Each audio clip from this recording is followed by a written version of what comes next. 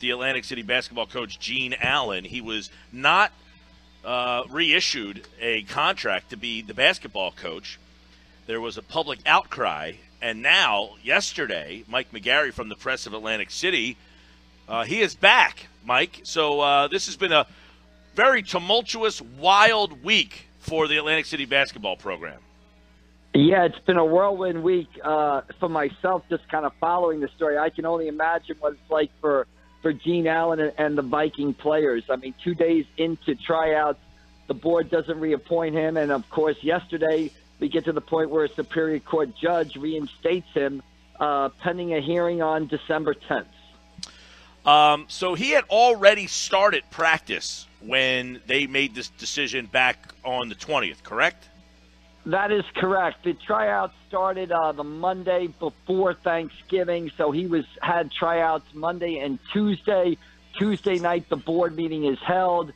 What everybody thought was going to be a routine reappointment. You know, he was on the agenda along with, every other Atlantic City winter coach. A parent complains to the board. Next thing you know, the board is in executive session voting with only one person voting for Gene to reappoint him.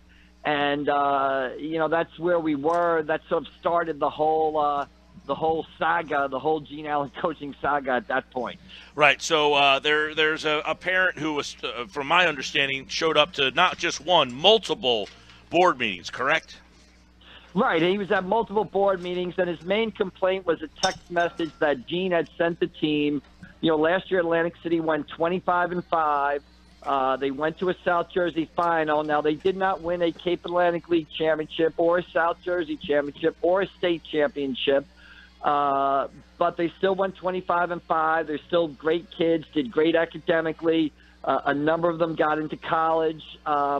So Gene had sent a text to the team, a group text, saying that he thought that they didn't deserve a banquet.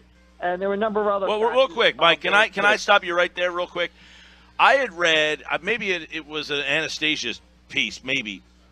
He quotes elaborate banquet. Is that suggesting that we could have a banquet, it's just not going to be anything special, or is it just no banquet because we don't deserve it?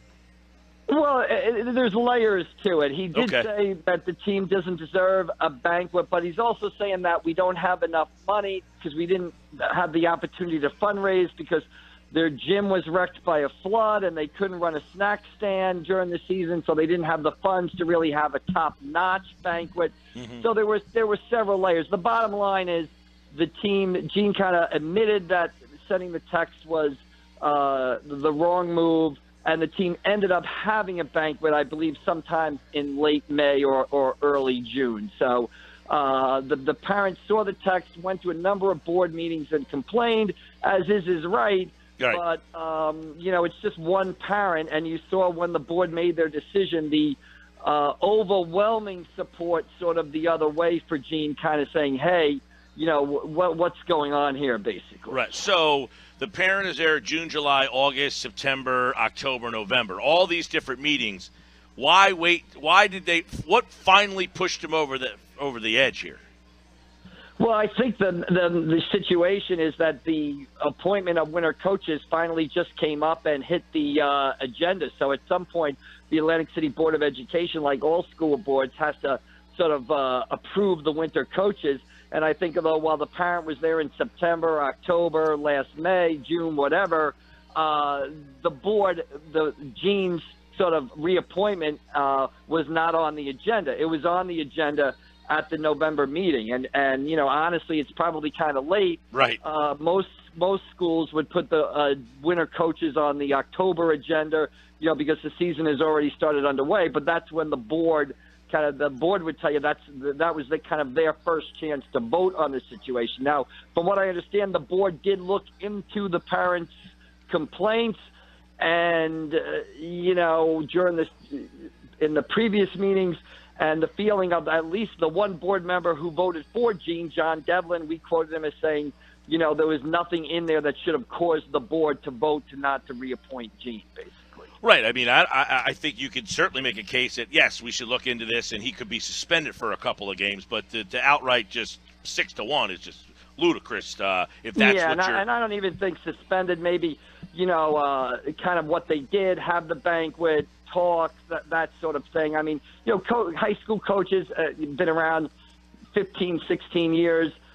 You're going to go out there. You're going to do, nobody's perfect or stuff like that, but no one, in any way, what the complaint was and the board's action, there just didn't seem to be a connection there between what the board did and what the complaint was. Basically. So now, okay, so this happens. And by the way, I mean, the parent who was there, his son is no longer with the program, correct?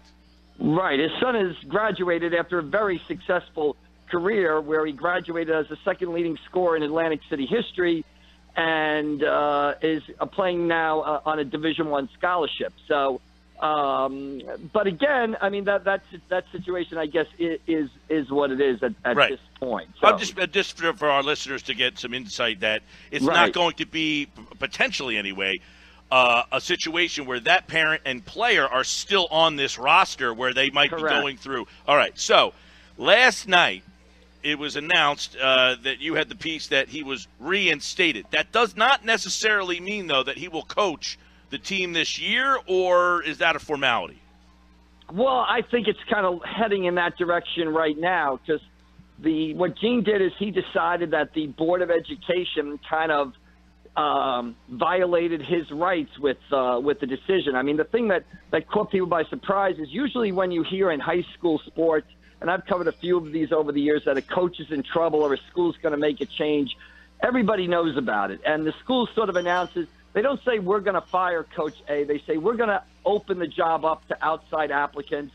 And, yeah, the present coach can interview for the job, but the writing's on the wall. We're going to go in a different direction. Well, that wasn't done here at all. In fact, I was out Tuesday night, and all of a sudden, I put my phone down for about an hour. I pick up my phone, and I've got calls and text messages and people telling me to call them right away about Gene Allen. I thought something had happened to him or something like that, you know?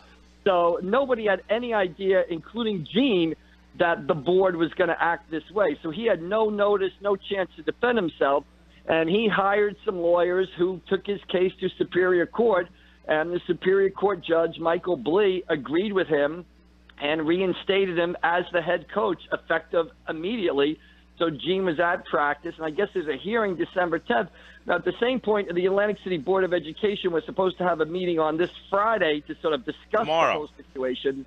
Right, and they canceled that meeting on the basis of counsel. So that's kind of where we are now. Personally, I find it hard to believe that on December 10th now, 4 days before Atlantic City starts the season by playing December 14th at St. Joe, that a judge is going to come in and overturn his original stay and throw the whole thing into chaos again. You would think, right? I mean, but this is stranger things have happened with so you never know. So stranger things have happened with this boys basketball program and this board. Right, and the board's next meeting is December 11th, so you don't know what could possibly happen there. But I think we're at the point now where people are kind of looking at it for the good of the kids on the team and for the team to have sort of, make the most of its season or be able to reach its potential. They need some stability in the head coaching position, obviously. And, to sort of change now would be even crazier than, what has gone on the past week. Right. So were you there at practice yesterday?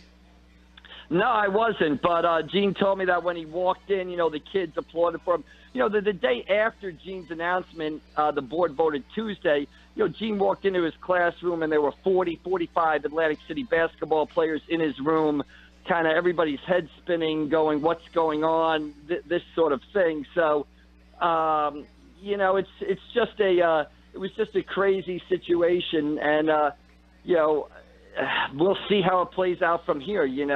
I've seen Atlantic City coaches get not in trouble, but, kind of lose their jobs before. But at that point, everybody kind of knew those coaches were, the board wasn't happy with them. And in this situation, kind of no one knew until that Tuesday night, and it kind of dropped out of the blue. All right. And by the way, we did reach out to Gene to see if he could come on. He was instructed not to at this time because of the situation. But He is back at practice. For those people who are wondering, he is back at practice. They begin their season on the 14th. There will be a hearing on the 10th. So there is a chance that they could be going back through some chaos again, but we'll wait until then. Real quick, Mike, while we have you, the game tomorrow, 5 o'clock, that we'll have on both of our stations. Give us some quick insight on Holy Spirit and St. Joe. Well, first of all, great rivalries. They call them it's called the Holy War. These are two small, non-public schools, the best in the state. They not only compete on the field, but what makes the rivalry more intense is they actually compete for students to kind of attract to their programs. An opportunity tomorrow night up at MetLife to see some great players. Watch out for Jada Byers, the running back from St. Joe. Really a magnificent season, 5'7", acrobatic runner. And, Holy Spirit's going to counter with quarterback Ryan Yost and running back Elijah Gray. Should be a great game up at a great stadium and a great opportunity for the kids to play on an NFL field against their biggest rival for a state championship tomorrow. All right, that's 5 o'clock. It will be on our sister station, 104.1 FM, and then at 6 o'clock, we will pick up coverage with Tom Williams and Nick Costco. So if you can't get up there tomorrow, download the app and make sure you can listen to the game. And Mike McGarry will probably be there Saturday morning on the South Jersey Sports Report to recap it all. All right, Mike, I'll see you maybe at one of these Sixers games soon. Exactly. Looking forward to it, Mike, anytime. Thanks. All right, pal. Take care. Mike McGarry from the Press of Atlantic City.